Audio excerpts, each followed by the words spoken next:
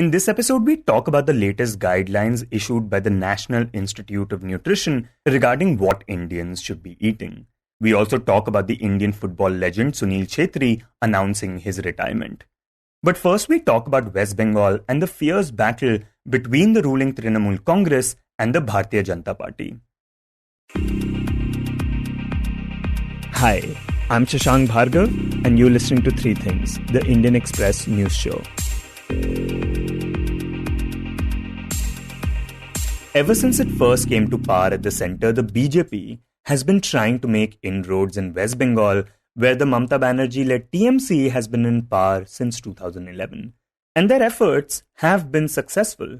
Since 2014, the Saffron Party has been steadily increasing its seats in both the state and Lok Sabha polls in Bengal. In fact, during the last Lok Sabha polls, the difference between the TMC and the BJP was just 4 seats. The TMC won 22, while the BJP won 18. And in those 5 years, from 2014 to 19, BJP increased its tally from 2 to 18. That's Indian Express's Santanu Chowdhury, who reports on the state for the paper. It got 18 seats, while the TMC won 22 seats, and its tally was decreased from 34, which it had won in 2014. So therefore, in that 5 years, BJP gained ground. And also it opened several party offices. It also included party workers from different parties into the BJP. And therefore it gained a lot of strength in West Bengal. He says that after gaining 18 seats in 2019, the BJP went for a mega push in Bengal.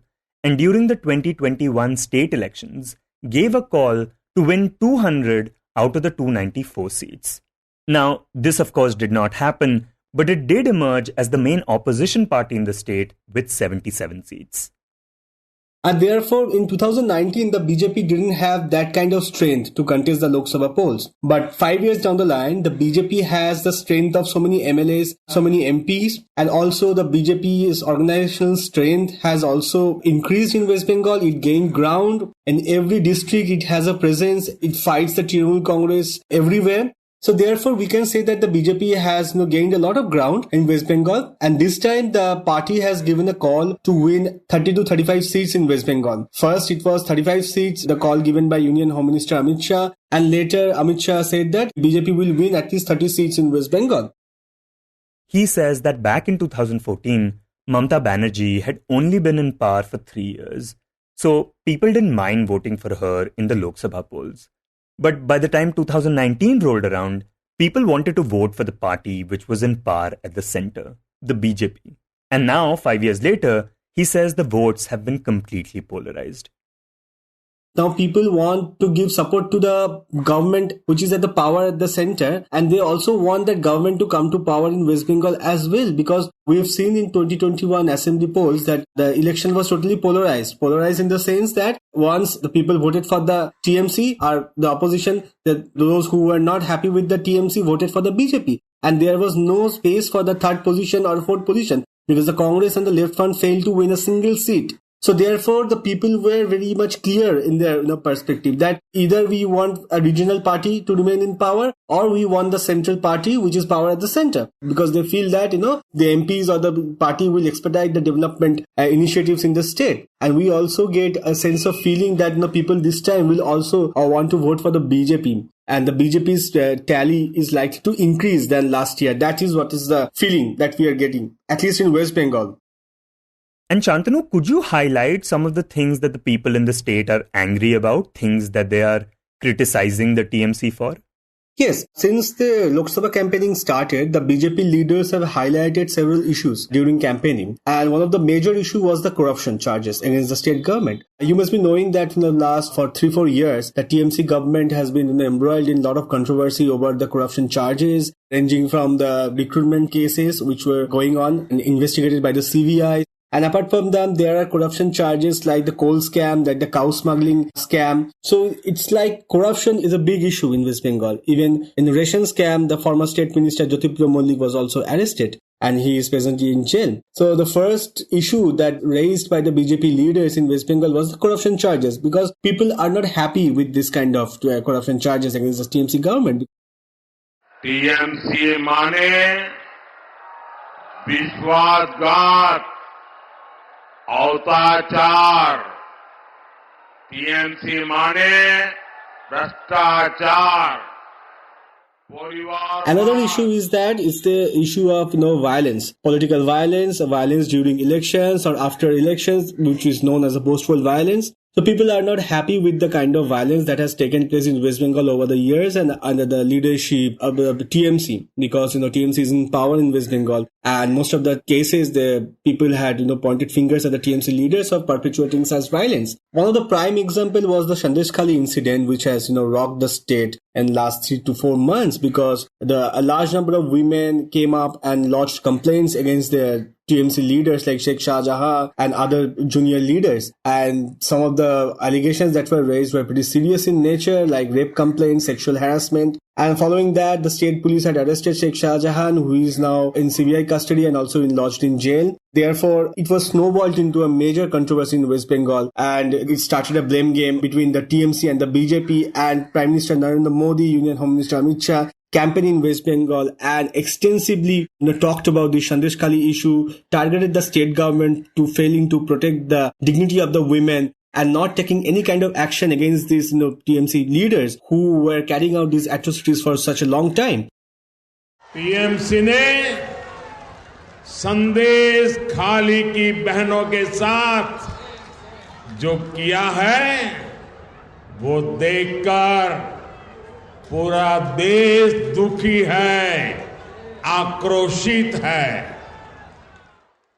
And the TMC also countered the BJP by saying that the BJP local leader had forced these women to lodge false complaints against these TMC leaders, because a sting operation video surfaced recently where it was seen that the local BJP leader saying on camera that some women were given money to write false complaints against the TMC leaders. However, the Indian Express did not independently verify the contents of the purported video. But that is the kind of counter allegation that has been raised by the TMC against the BJP. And now the BJP is once again attacking the TMC for threatening these women to take back their cases. And now it's still going on. This Sandeshkhali issue is still going on in West Bengal and is a major poll plank for the BJP to target the TMC in these Lok Sabha polls. And this is another issue which has dominated this Lok Sabha campaign. Right, and besides this, the other big narrative that has worked for the BJP in the past is the narrative of Hindutva and saying that the TMC is appeasing the Muslim population of the state. Has that message resonated with people in Bengal? Yeah, to answer these questions, we have to understand the demography or the significance of the Lok Sabha polls in West Bengal, because when BJP had won 18 seats, 7 of the 18 seats has come from the North Bengal. So it won the 7 seats in North Bengal and 11 seats in South Bengal. Now you have to understand that the TMC is more powerful in terms of organizational strength in South Bengal. And so far the polling has been completed in North Bengal, where the BJP was strong and the polling has been completed. Now the polling is being held in the South Bengal districts. So therefore, when it comes to elections in South Bengal, the BJP tends to get a bit aggressive in its campaigning. And there comes the issue of Hindutva when it comes to fighting the seats in South Bengal, because they know that TMC is very strong in these areas and they have the support of the minority voters with them. So therefore, as the TMC has the support of minority voters, the BJP would try to consolidate all the Hindu votes. So therefore, this issue of Ram Mandir, therefore the issue of Hindutva, therefore the issue of supporting the infiltrators for their vote bank, the issue of CAA is being dominated right now. So therefore, as next 3 phases, the polling would be held in South Bengal districts, the BJP is likely to intensify this attack against the TMC government, and the Hindutva or the issue of India-Pakistan, issue of CAA, these will be dominated. Bengal में राम नवमी की शोभा यात्रा की permission नहीं मिलती, उसके लिए श्रद्धालुओं को कोर्ट जाना पड़ता है. लेकिन रामनवमी और दुर्गा पूजा की शोभा यात्राओं पर पत्थर फेंकने वालों को टीएमसी सरकार ने पूरी परमिशन दे रखी है. these were not present while the campaigning was won in the first 3 phases, which were held in the North Bengal. Therefore, we can see that, once it comes to South Bengal districts, the BJP's campaigning strategy also changes. So therefore, the issues of Hindutva, therefore the issues of Ram Mandir, and that's how it's going to be in the next few weeks. And so, Shantanu, at this time, what are the things that the TMC has been doing to counter these allegations by the BJP? Well, the TMC has always portrayed itself as a party which works for people belonging from all faiths. It supports all religion. It doesn't appease anyone, although the BJP says that it appeases the minorities. But the TMC said that, it appeases everyone. It doesn't appease any particular religion or particular community. Mamata Banerjee has always portrayed herself to be a supporter of the Hindu votes, and she performs Kali Puja in her home. She goes to every festival, Hindu festivals. She also chants, mantras during her campaigns and rallies. So she said that the BJP's Hindutva is fake Hindutva, while TMC's Hindutva is the right Hindutva, and it talks about the welfare of the all communities and society. And it always, said that, it's the land of Ma Durga, land of Ma Kali. It actually, talked about the female goddess when it comes to, talking about religion, while the BJP's, politics is all about the Ram. It's like a male-dominated, male god. If you remember that the TMC had also given a slogan during 2021 State Assembly polls, Bangla Nijer Meke Chai, that Bengal wants its own daughter. While Union Home Minister Amit Shah, in his every campaign, he had highlighted that a Bhumi Putra will become the Chief Minister of West Bengal. Bangla Nijer Meke Chai, Bangla Nijer Meke Chai, Bangla Nijer Meke Chai, Bangla Nijer Meke Chai. It was a planned, way of saying it, but there was a, contest between the man and woman. It was a contest between the man and woman. Therefore, the TMC had won the support of the women voters in West Bengal, and therefore it also promised a scheme, popular welfare scheme like Lakshmi Bhandar. Later, after coming to power in West Bengal, the TMC did, announce the scheme, which is a minimum income support scheme for the women. And this time, few months ago, the TMC has increased the amount from 500 rupees to 1,000 rupees per women, and for the SC/ST category women, the amount has been raised from 1,000 to 1,200. Yesterday, Home Minister Amit Shah said that if BJP comes to power, it won't stop such a popular scheme, and he also promised to raise rupees 100. So therefore, this is undercurrent between a fight between a man and a woman, male versus female, is always there. I don't know whether the BJP or the TMC are planning to do it, but there lies this undercurrent. And how has it countered the allegations of corruption? What does the party have to say about that? Yes, TMC has always said that BJP is a washing machine party. If any corrupted leader goes to the BJP, and all his sins will be cleared. And that's what had happened for the Praful Patel and those who had joined the BJP, and no central agency proceedings were carried out against them. TMC also points out that the leader of the opposition, Shubhendu Adhikari, is an FIR named in Charoda case. In Naroda sting operation, he was seen taking cash in the sting video. However, there was no action against the Shubhendu Adhikari just because he is with the BJP. Washing machine, washing machine, washing machine. So therefore, the TMC has always said that, they are the only party in the country which has taken action against its own leaders. It suspended its leaders after such allegations had resurfaced, but the BJP hasn't done such things. Mamata Banerjee also said that, yes, there can be some problems while executing some schemes or while executing any kind of a move. There can be 1%, 2% corrupt persons, but that doesn't mean that the entire party is corrupted. So this is the kind of counter the TMC has come up with against the BJP. And Shantanu, with such an aggressive campaign by both these parties, with votes being polarized, what do you think it will come down to in Bengal?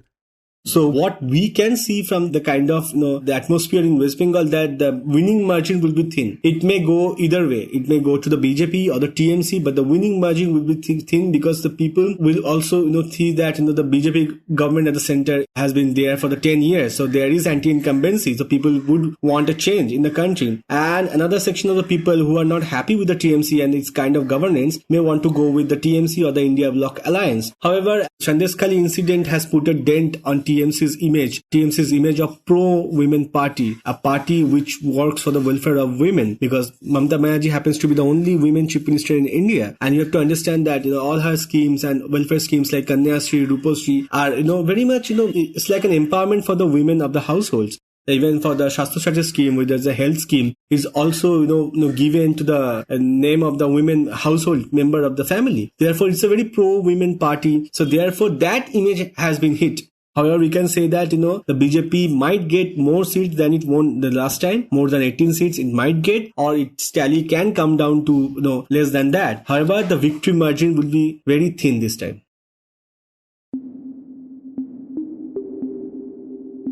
And next we talk about the recently released guidelines by ICMR about what we should be eating. Now these days, tips on how to consume a better diet are available everywhere. Platforms like YouTube, Instagram, and WhatsApp are filled with information that can be helpful, but also dangerously misleading at times. This is why the National Institute of Nutrition under ICMR, India's top health research body, issues guidelines from time to time on what Indians should be eating. When we spoke to Indian Express's Anonna Dutt, she told us that in their latest set of guidelines, the institute mentions how there has been an increase in a lot of non-communicable diseases in the country, like diabetes, hypertension, stroke, and heart disease. And this is important because our diet can contribute significantly to these problems.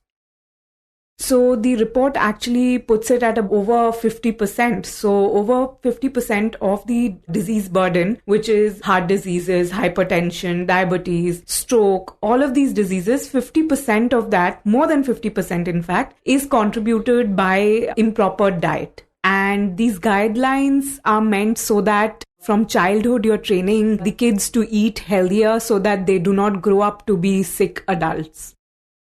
And Anonna, can you give us a broad sense about the kind of details these guidelines get into?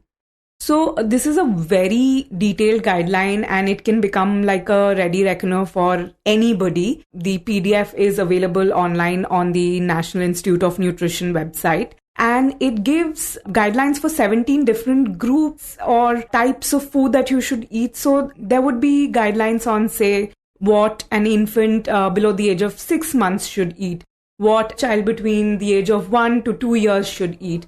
Then there are guidelines on what pregnant women, lactating women should eat, what the elderly should eat. There are guidelines on what utensils you should clean, how should you cook your food to preserve the maximum nutrition. It also talks about, consumption of these food products known as HFSS, which is high fat, sugar and salt foods, which is essentially the packaged foods that you would get. So there's a significant amount of time dedicated to telling people not to consume these foods. So basically it's a complete handbook.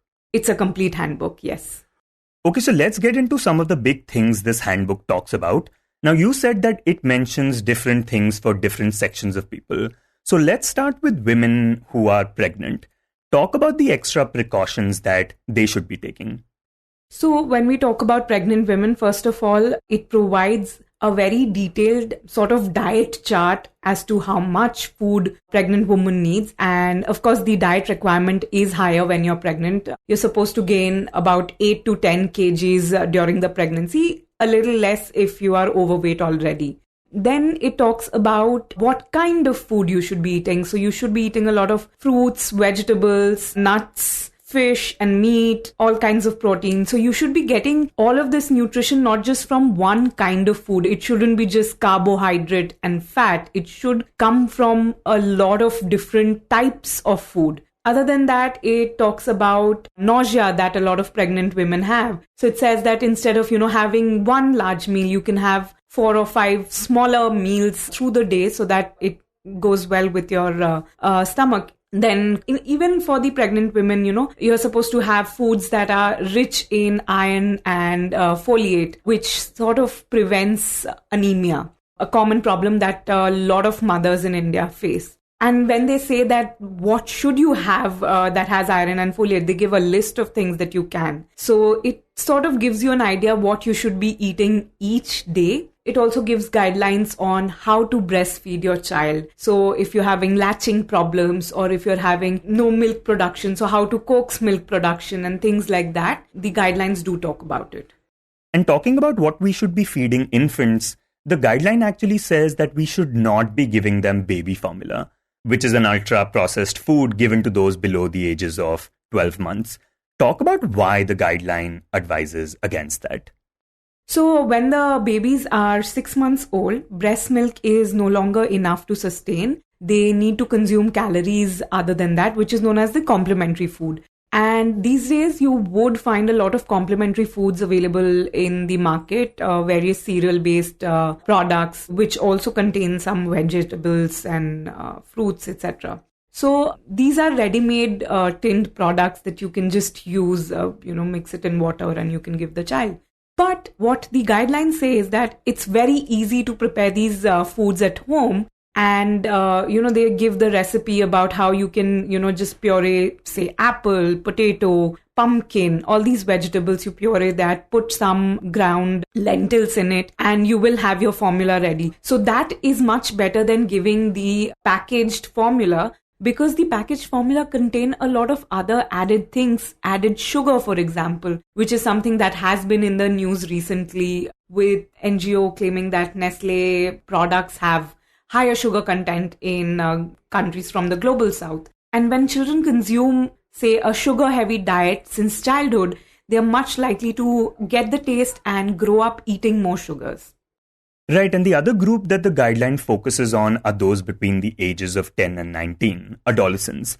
And this is the time when the body is rapidly changing, it's undergoing a lot of hormonal changes. What should people in this age group focus on as far as diet is concerned? So again, this is an age group that needs a lot of calories.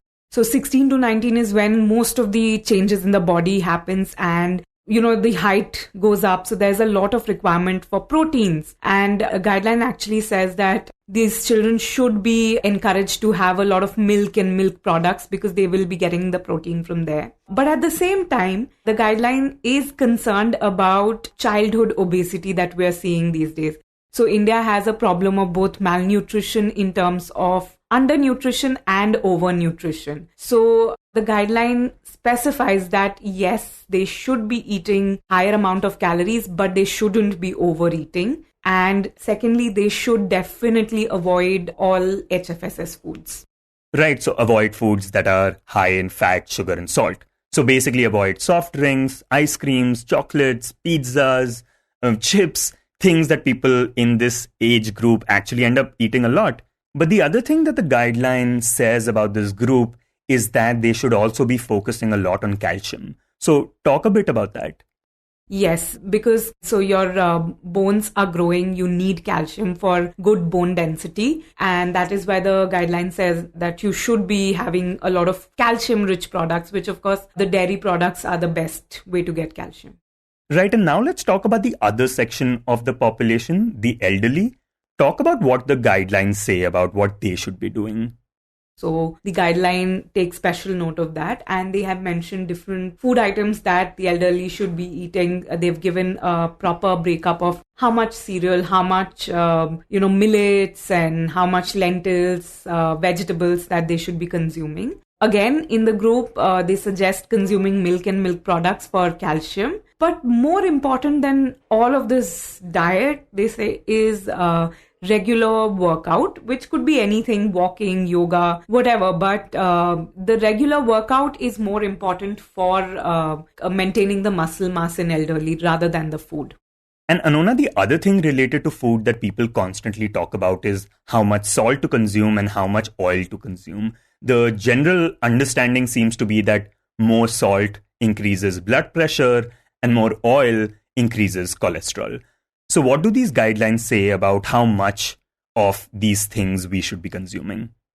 So for salt, because it is a part of many other food items, there's very little added salt that you should be consuming. The guidelines say up to 5 grams a day is what you should ideally consume, nothing more than that. When it comes to oil, they say, reduce all oil consumption. But they give guidelines on different types of oils that are available in the market and what is sort of better and what's not. So oils with MUFA, monounsaturated fatty acids, those are better. So they've given a list of types of oils that are there and what you should be consuming.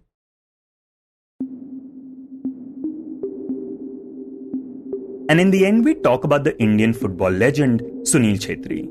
Yesterday, the 39-year-old Chhetri, in a video posted online, announced his retirement by saying that the match against Kuwait, which will be played on the 6th of June, will be his last game for the Indian national team.